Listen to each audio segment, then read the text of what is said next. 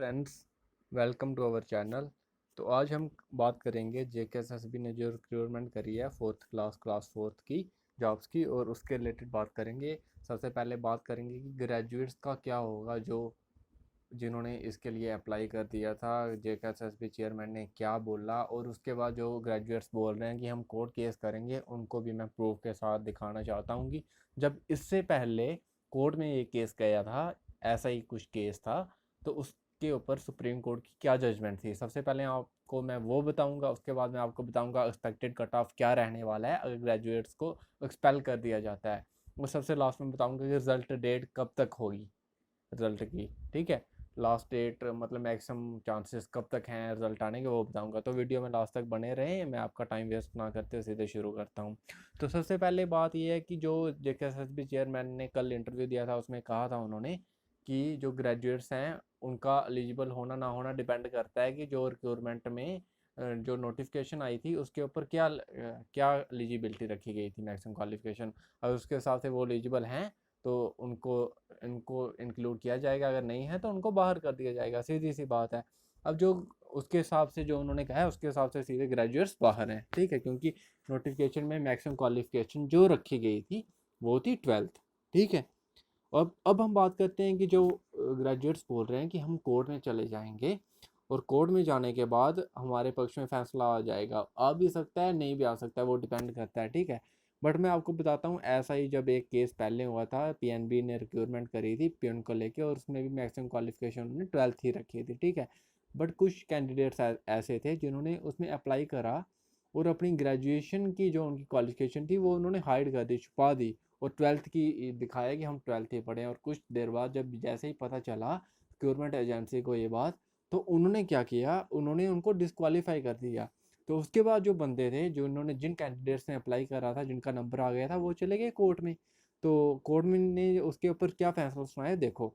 SC ने बोला कि आपने जो डिस्क्वालीफाई किया है ग्रेजुएट पीएन को, वो सही है, क्योंकि उस उन्होंने आपको मैं लिंक दे दूंगा, आप पूरा अगर ये पढ़ना चाहते हो ये जजमेंट, तो मैं आपको ये लिंक दे दूंगा वीडियो के डिस्क्रिप्शन बॉक्स में, पढ़ लेना। मैं आपको इसका कंक्लूजन बताता हूँ क्या बोला है उन्होंने।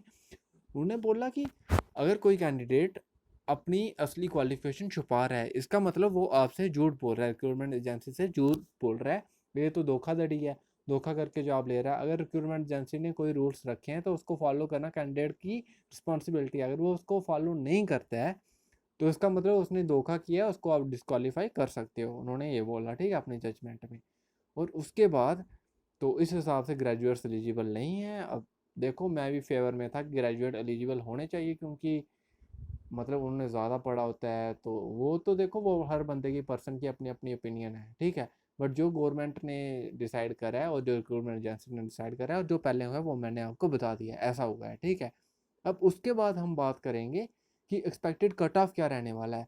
तो देखो, मैं आपको बता देता हूँ, मैंने पेपर देखा है, और जहाँ तक मेरा एनालिसिस है, मैंने जितने भी बंदों के मैक्सिमम मार्क्स जिन्होंने लिए हैं, ज़्यादातर 50+ मार्क्स जिन कैंडिडेट्स के हैं वो सभी ग्रेजुएट थे। मतलब सभी नहीं कहूँगा मैं, मतलब 80% कैंडिडेट्स ऐसे हैं जिनके 50+ मार्क्स थे, वो ग्रेजुएट थे। ठीक है, तो जब ग्रेजुएट को ही एक्सपेल कर दिया जाएगा ऐसे, तो उसके बाद लो कट ऑफ है जो काफ़ी लो रहने वाला है। मैंने एक एनालिसिस करी है, उसके हिसाब से आपको दिखाया है कि क्या कट ऑफ रहने वाला है, एक्सपेक्टेड कट ऑफ ग्रेजुएट्स को बाहर कर दिया जाता है। ठीक है, तो अभी दिखाता हूँ मैं आपको।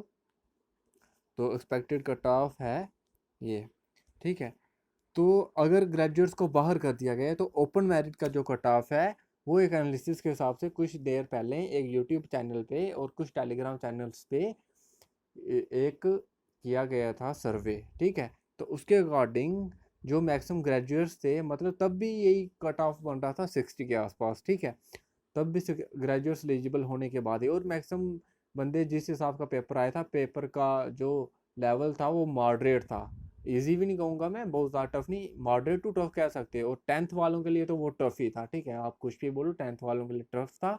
जो 12th में पढ़ रहे हैं उनके लिए मॉडरेट, और जिन्होंने ग्रेजुएशन करी है उनके लिए भी मॉडरेट था, मॉडरेट टू ही उनके लिए। ठीक है, तो 12th वालों के लिए मॉडरेट था, और जो 10th है उनके लिए तो डिफ़िकल्ट था, टफ था। ठीक है, तो उसके हिसाब से कट ऑफ जो रहने वाला है ओपन मेरिट का 44 to 49, और बीए या अदर बैकवर्ड क्लासेस जो होती हैं उनका 40 to 44 रहेगा, एससी का रहेगा 36 to 40, और एसटी का रहेगा 34 to 39, ठीक है। और ये मैं एग्जैक्ट नहीं बता रहा हूँ, प्लस माइनस 1-2 मार्क्स 2-3 मार्क्स हो सकते हैं, पर इससे ज़्यादा नहीं जाएगा मेरे एनालिसिस के हिसाब से। और जहाँ तक मुझे नॉलेज है, ओपिनियन कुछ टेलीग्राम चैनल्स, कुछ यूट्यूब चैनल्स और कुछ लोगों ने सर्वे करा है, उसके अकॉर्डिंग 50 से ऊपर कट ऑफ नहीं जाएगा ओपन मेरिट का, अगर ग्रेजुएट्स को एक्सपेल कर दिया जाता है, ठीक है। तो जिन बच्चों के इतने मार्क्स हैं वो उनका चांस है। मैं ये बात वो नहीं कर रहा हूँ कि जो मार्क्स आपको एक्स्ट्रा मिलेंगे कुछ आर्फन्स को, कुछ डिस्ट्रिक्ट कैडर के, वो मार्क्स मैंने इंक्लूड नहीं करे। मैं ये आपके मार्क्स बोल रहा हूँ जो आपके एक्चुअल में मार्क्स आए हैं, पेपर में आए थे जो मार्क्स आपके, ठीक है। जो 100 आउट ऑफ मार्क्स जो आपके आए थे, मैं उनकी बात कर रहा हूँ, ठीक है। तो आउट ऑफ 100 जो मार्क्स आए हैं उनकी बात, उनमें से अगर आपके 50 के आसपास अगर किसी ओपन मैरिट वाले बंदे के हैं, 45 to 50 भी हैं, तो उसके चांसेस हैं कि वो सिलेक्ट हो सकता है। और आरबीए में ऐसे ही 40 to 44, एससी के 36 to 40, एसटी के 34 to 39।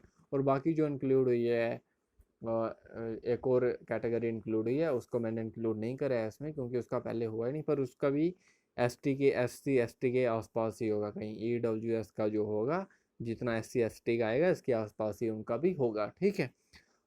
तो ये एक्सपेक्टेड कट ऑफ रहने वाला है। तो जिन जिन बच्चों के भी इसके आसपास नंबर हैं, वो उनका चांस है, वो होप रख सकते हैं, उम्मीद रख सकते हैं। और जिनके नहीं भी हैं वो अगले एग्ज़ाम की तैयारी करें, क्योंकि हर एक चांस हर एक चांस मिलता रहता है। चांसेस, कोई भी चांस लास्ट नहीं होता, सबको चांसेस मिलते रहते हैं। और अब हम बात करेंगे सबसे लास्ट में रिजल्ट की। रिजल्ट कब तक निकलेगा, ठीक है। तो जब जेकेएसएसबी चेयरमैन से ये पूछा गया, उन्होंने उनका आंसर था ये रिजल्ट 5 घंटे में भी निकल सकता है, 5 दिन में भी निकल सकता है, और 15 दिन में भी निकल सकता है, कभी भी आ सकता है। प्रोसेस चल रहा है तो कभी भी आ सकता है। वो बोल रहे हैं कि 2 मई जब लास्ट डेट थी प्रेफरेंस फिल करने की, उसके बाद अभी तक सिर्फ 22 दिन हुए हैं, जब कल उन्होंने इंटरव्यू दिया। तो मैं उनके हिसाब से नहीं गिनूंगा देश की पेपर कब हुआ, मैं इस हिसाब से गिनूंगा। वैसे अब उनकी ओपिनियन है ये, मेरे हिसाब से तो ओमार शीट तो चेक हो सकती थी 2 मई तक, जब तक प्रेफरेंस, उसके बाद आपको आगे प्रोसेस करना है ना।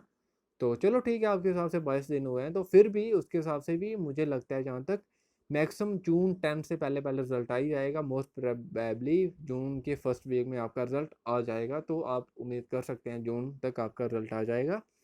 तो ठीक है, यही था, यही इन्फॉर्मेशन थी जो मेरे पास थी, मैंने आपको दे दी, तो आप चेक कर सकते हैं। और ठीक है, अगर आपको वीडियो अच्छी लगी होगी तो चैनल को सब्सक्राइब कर देना, वीडियो को लाइक करना, शेयर करना। ऐसे ही अगर कोई इन्फॉर्मेशन है रिजल्ट के रिलेटेड या कोई भी जेकेएसएसबी की पोस्ट को लेकर, तो मैं आपको शेयर करता रहूँगा, ठीक है। Thank you and take care everyone, ठीक है।